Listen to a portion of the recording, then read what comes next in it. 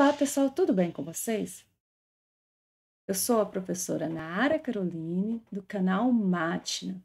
E nesta aula, a gente vai continuar falando sobre os teoremas e corolários, que são consequências da definição de aplicação injetora e sobrejetora e da definição de núcleo e imagem. Se você interessou por este assunto, fique comigo e vamos lá. Então,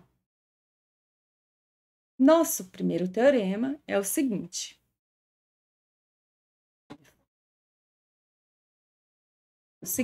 Olha, se eu tenho uma aplicação linear que vai de V para W, então a dimensão do kernel, ou seja, a dimensão do núcleo mais a dimensão da imagem é igual à dimensão de V, certo? Para esse teorema, a gente não vai demonstrar ele. Vou explicar mais ou menos como que é a demonstração. Para demonstrar ele, você vai pegar uma base do núcleo, completar até formar uma base de V. A gente vai aplicar transformação nessa base. Então, parte dessa base vai levar no vetor nulo de W. A outra parte vai ser a imagem dessa transformação. Essa outra parte, eu vou provar que esse conjunto imagem, ele gera ILI. Quando eu provar isso, eu vou provar que esse conjunto imagem é uma base da imagem. Provei isso, eu provo esse teorema, certo? Desse teorema, a gente tem um corolário que é consequência dele, que é esse daqui. Então, que se a dimensão de V e a dimensão de W forem iguais, a T, quando ela é linear, é injetora, se somente se a T for sobrejetora. Então, esse corolário é o seguinte, a gente vai usar o teorema da dimensão da imagem do kernel. Olha, pensa só, a gente tem isso daqui, imagem de T, certo? E isso é igual à dimensão de V. Então, se a T é injetora, então significa que o kernel é igual a zero. Então, a dimensão é zero. Aqui implica que a dimensão de T é igual à dimensão de V. A dimensão da imagem é igual à dimensão de V, certo? Mas se a dimensão da imagem é igual à dimensão de V e a dimensão de V é igual à dimensão de W, então a gente chega que a dimensão da imagem é igual à dimensão de W. Logo, W é igual à imagem de T. Então, quando W é igual à imagem de T, significa que a T é injetora, certo? Perdão. Significa que a T é sobrejetora. Oh, meu Deus. Agora, se a T é sobrejetora, deixa eu só apagar isso daqui, ó.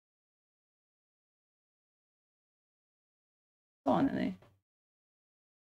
Se a T é sobrejetora, significa...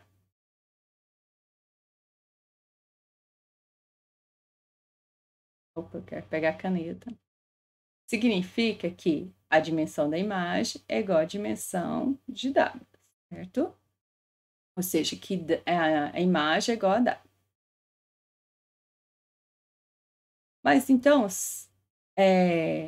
mas pela hipótese, a dimensão de V é igual à dimensão de W. Se isso acontece, obrigatoriamente, a dimensão do núcleo é igual a zero. Quando que a dimensão do núcleo é igual a zero? Quando o núcleo é o vetor nulo. Então, esse corolário ele é importante. Então, se a dimensão, ou seja, se a dimensão de V e de W são iguais, ou seja, por exemplo, se for uma transformação de R3 para R3, basta você provar que a T é injetora e a T vai ser sobrejetora, certo? Então, se for um operador linear, basta você provar que é injetora, Você viu que a injetora ela vai ser sobre a ejetora, ou ao contrário, tá? Agora, também temos um outro corolário. Fala o seguinte, olha, seja a transformação de V para W uma aplicação linear injetora. Então, se ela é uma aplicação linear injetora, se a dimensão de V e de W forem iguais, então significa que essa aplicação vai ser sobre a ejetora. Então, T vai levar base em base. Então, aqui está falando o seguinte, eu tenho uma base de V,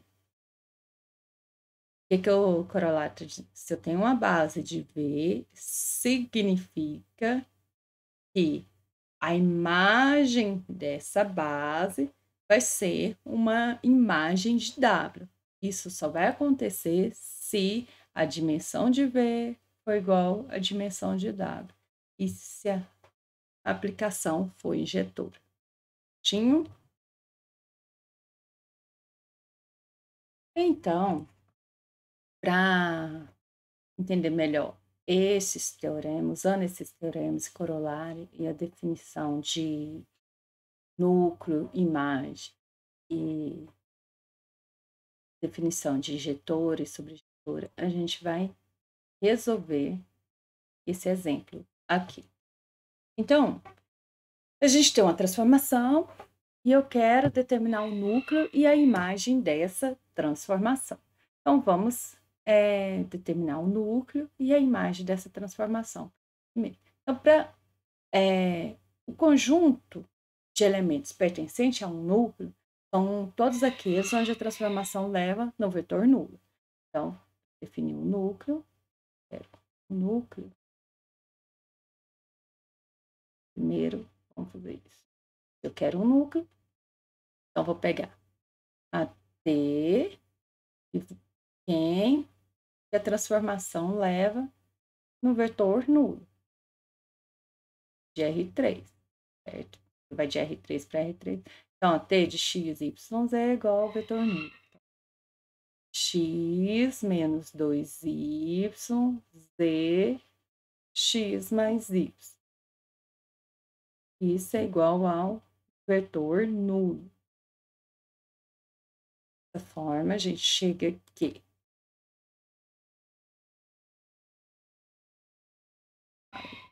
Muito a gente chega aqui. X menos y, menos 2y é igual a zero. Z igual a zero. X mais y é igual a zero. O z é igual a zero. Chegou aqui. Agora vamos ver. X menos 2y igual a zero. E x mais y igual a zero. Vamos pôr uma menos a outra. A gente vai chegar aqui. Aqui vai dar zero. Aqui vai dar menos 3y igual a zero. Então, isso implica que y é igual a zero. A gente já chegou aqui. Z é igual a zero. Y é igual a zero. Agora, se o y é igual a zero, substituindo na segunda aqui, a gente chega aqui, x mais zero é igual a zero. Então, x é igual a zero. Então, logo, ó, os elementos que pertencem a um término, ou seja, a um núcleo, é somente o vetor nulo, porque isso, ó, a imagem leva. Quais são os elementos que a T leva na imagem 0, 0, 0? Só quando x é igual a zero, y é igual a zero, z é igual a zero. Então, o kernel de T aqui é o vetor nulo do R3. A gente representa esse vetor nulo, certo? Se o kernel de T é o vetor nulo, isso implica que essa transformação é o quê? injetora. Observe o seguinte.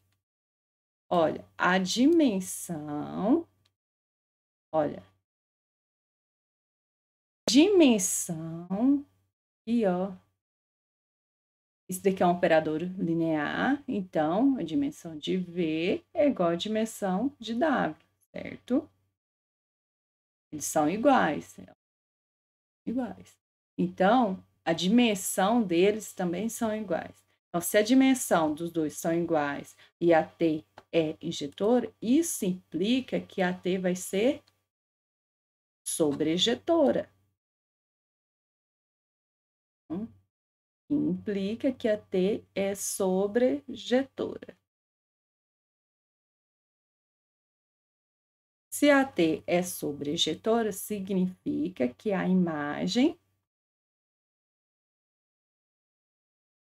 de T é igual ao R3. Então, a gente já descobriu o núcleo e a imagem, certo?